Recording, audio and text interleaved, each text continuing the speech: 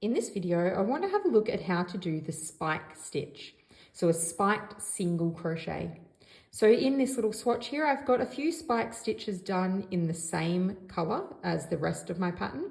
And then I've done a few up here in the contrasting color. And I've also got one here that's a little bit taller, so you can see a little bit of variety. The spike stitch is great for adding some texture when you do it in the same color as the rest of the project. And if you switch to a contrasting color, it adds a really nice pattern or something a bit interesting to your design. Let's have a look at how to make a spike stitch. So normally if we were doing a single crochet, we would insert our hook under our next stitch. So going through that V there. With a spike stitch, we want to insert it lower down. So depending how big your spike is, you might want to insert it in this row here or even further down to make a bigger spike. For us, we're going to insert it in the bottom of this stitch. So instead of inserting it here under the stitch as we normally would, we're going to insert it down here instead. Then we're going to grab our yarn and pull a loop up. Now you need to make sure that you're pulling it up enough that it's not squishing down this row. If you keep your tension too tight, everything's going to get squished. So making sure that when you pull that loop up, you give it a bit of a tug to pull it through so that it's level with what we're already working with. Then you're going to grab our yarn and pull through. So the process is the same as a single crochet, except for that step of where you're putting your hook.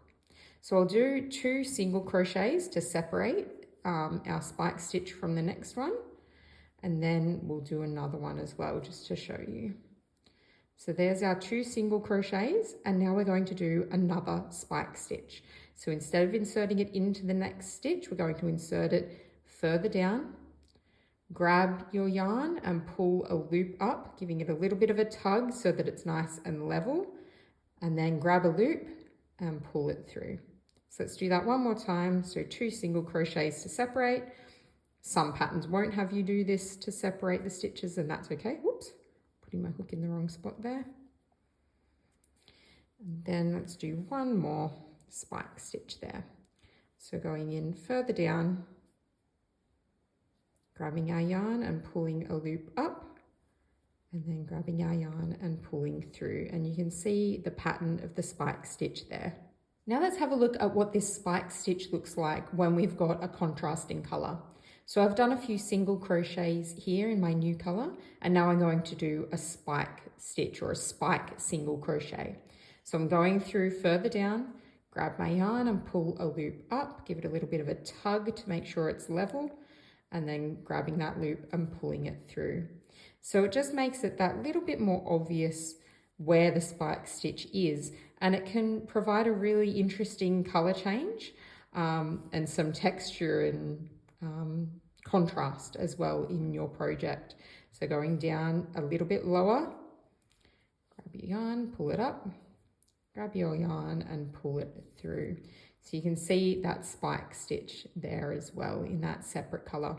Now, if we wanted to do a taller spike stitch, we could go down further. So for example, I could enter my project down here, for example. Grab that loop and pull it up, and this one I've got to pull through quite a bit to get it up level with where I'm working now, and then pulling that loop through there. So that is how we do our spike stitch.